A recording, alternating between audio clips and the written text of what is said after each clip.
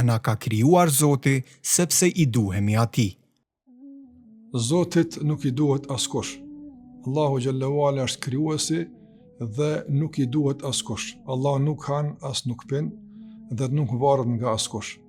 Allahu xhallahu nuk kërkon ndihmën e askujt dhe askush nuk është ortak as paralel me te.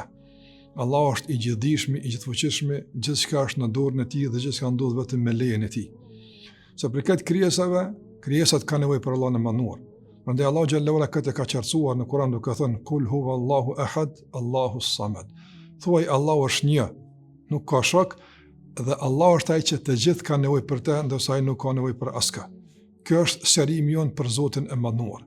Ndërsa në jetën e përditshme ne mund të gjykojmë vetë sa i duhemi Zotit. Çka mund t'i ofrojmë në Zotin e manduar? Çka bën Zoti që ne mund t'i ndihmojmë atij?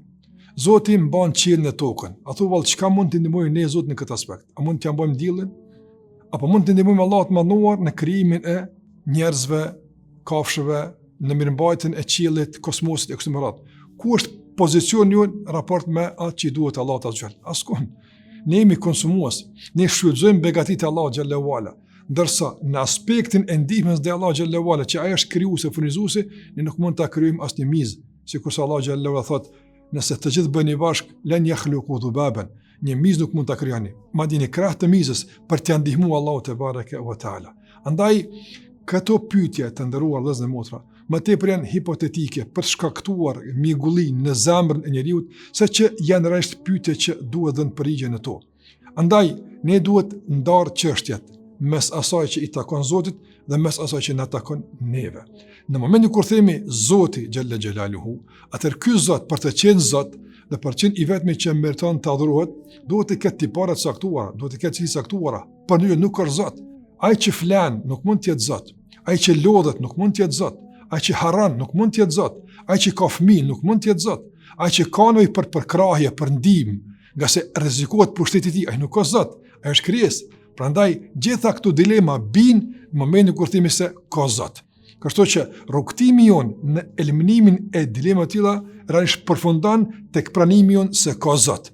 Nëse dim se çka do thotë të kesh Zot dhe pastaj nëse e kuptojmë çka është realisht krijesa. Një krijesë e dobët që një smundje erxon, një vështirësi e shqetëson, e nervozon, e mërzit, një uri i shkakton dobësi dhe gjynjëzim, tek e fundit një krijesë që ka vdekje dhe përfundon a thua vallë çka mund t'i afron Zotit të manduar. Prandaj ne përfitojmë nga Zoti i manduar.